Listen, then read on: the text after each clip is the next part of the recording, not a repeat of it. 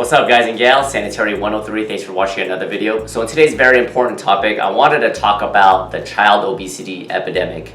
Now unless you've been hiding underneath a rock for the past 10 or 15 years, you know just like me that America and as well as some other countries around the world are getting bigger, we're getting more fatter, we're getting more obese, especially at a young age. Now I did a video a while back on top reasons why America is obese. And if you want to check out that video, I'll put that video in the upper left-hand corner. Just click on that. But this video is more geared towards children. And the reason why I wanted to do a separate topic on obesity epidemic amongst children is that children, at least up until a certain age, are very, very innocent. So in today's video, I'm going to address the topic of who is to actually blame for this. Who is to blame primarily for our children to get more obese earlier on in life. Now before I answer that question, there's a movie called Super Size Me. I don't know if you've seen it or not. It's pretty popular. It's by Morgan Spurlock. It's a documentary in which a guy purposely eats McDonald's for 30 straight days, and then based on that he wants to see how it affects his body. But there's actually this one scene that he mentions and talks about where there was two girls, I think they were like in their teens. Those two teens were overweight and their parents actually sued McDonald's, stating that because McDonald's is so unhealthy and because they ate McDonald's and because it made them fat, they were to blame and they tried to sue McDonald's. Can you actually believe that? Well, the judge ultimately threw the case out the door, said it was frivolous and the lawsuit was just pretty much nil. The reason why I bring up that movie clip is that this is the mentality that some people have. Now, some of you guys and gals out there may get a little bit offended, but it's all about tough love, and if I see a spade, I'm going to call it like it is. Now, I understand that there are other reasons why America is obese, and I'm going to get into that in a little bit, but the primary reason why America and other countries are getting obese, and especially children, and that's what we're talking about, is because of bad parenting. Whether it's because parents are just straight up lazy, and or they have a lack of education, or a combination of the both, and or they just don't care. Whatever the reason is, it starts with the bad parenting. To me, it's unacceptable for parents to, and I've seen it firsthand, go to a Mongolian barbecue buffet and they're completely, not even just a little bit overweight, significantly both overweight, and they're stuffing themselves with 3 or 4 plates of food. This is obviously going to do a number of things. You got to have a good solid foundation with health and fitness. This isn't to say that later on in life you can't change certain things, but it just puts you on the 8 ball, or it puts you behind the 8 ball, so to speak, if you're a kid or if you're a parent and you're not teaching your kids good eating habits. It's hard enough as it is as you get older to lose weight, but if you start off your kid already, addicted to caffeine, to sugar, to high fat foods, cookies, cakes, fast food, all that junk, if you start them off like that, it's going to be even harder for them to lose weight. And like I mentioned earlier in the video, kids are getting more obese, more fat by the day. This increases your chances of getting diabetes. More children are getting more pre-diabetic. And as kids get older, they have an increased chance of getting heart disease, stroke. All that wear and tear on their joints is really bad. It can cause a lot of joint problems and knee problems.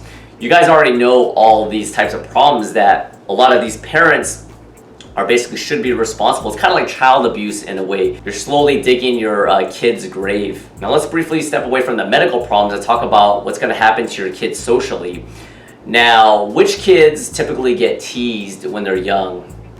Sometimes nerdy kids, quiet kids, outcasts, but overweight people, a lot of kids can be extremely, extremely mean. You're already making it hard enough on your kid by them being unhealthy, but you're making it harder for them socially to adapt. This isn't to say that big people can't have friends, but you guys know very well that kids can be really, really mean. And when you're overweight, kids typically get picked last in sports. Their self-esteem may get lower. And when they get older into their teen years and start liking the opposite sex, now there are, unless you're like a chubby chaser or something, the majority of people like people that are skinny. So you're just putting your kid at a big disadvantage, both health-wise and socially. Now some of you guys and gals out there might be saying, well, it's not just the parents' fault, and I completely agree with that to a point.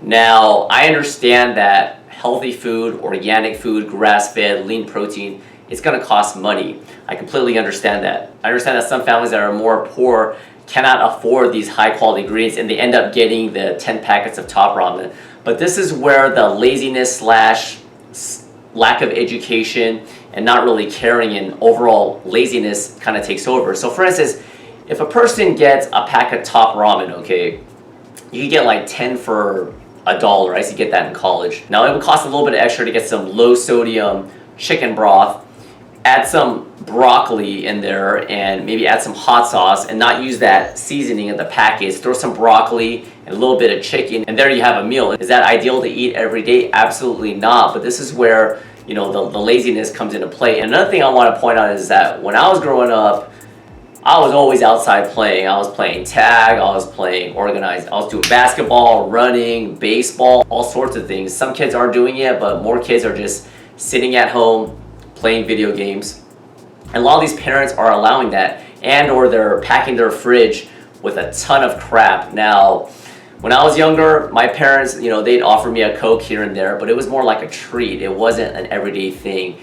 You have a child and they're playing on the Xbox or PS whatever, PS3, PS4 for 2 or 3 out 4 hours on the weekends, and they're not moving nothing other than their fingers. That's where the laziness and the common sense, if that is a little bit of child abuse. They're downing like 6 Mountain Dews. That's just not gonna cut it. And speaking of lack of education, I completely understand, I really do, that some people don't know that much about nutrition. But I would venture to guess that any adult that has an average IQ, even a little bit below IQ, if you were to ask that person who knows nothing about health and fitness, how do you lose weight? Most people would say, eat a little bit less and move around more. Calories in, calories out. It can get a little bit more complicated if you want to get more aesthetic, but that's the main gist of it. And most people know that downing an entire pizza or drinking a 2-liter of Coke is not healthy. This is common sense. You don't need to be Alan Aragon from Men's Health to know these basics. So that's my take on this hot topic. So the main thing I want to say is, I don't expect your kid to be a gladiator. It doesn't have to look like the freaking Spartan in 300. I'm not one to try to push other people that you have to be, you know, certain single-digit body fat. I'm talking about just small incremental changes. A little walk in the park. You know, you have a family. Go for a bike ride. Go for a walk. Walking is free. Okay, buy a bike. You know, that's a great investment. A lot of little things like that. Your kids playing the video games for hours on end, get them to go bike riding, have them go swimming. There's a lot of other things you can do. And if you are poor and or you just don't have that much money and you can't buy grass-fed, you can't buy organic, that's completely okay. Just cut down on the portions, use some common sense, do a little bit of research if possible. If you don't have a damn computer, go to the library. There's public libraries everywhere. It's public for a reason. It's called Google. You can Google it and you can buy things in bulk and freeze it, and overall it's not going to cost too much. The people that are complaining that, oh, it costs so much to eat at home, they're the ones going to Starbucks drive-thru and getting that latte for $5 and getting the easy fast food. So just make these small changes. That's all I'm asking for. By doing this for yourself, if you're an adult, and or especially for your children, it's going to save just a lot of just torment and a really hard road for your child. Why would you want that for your child? That's it for this video. Comments or questions are always welcome. If you're a parent and you have a child, I would definitely love your view on this topic. Thank you so much for watching if you made it this far, and I'll see you guys in a couple days. Bye.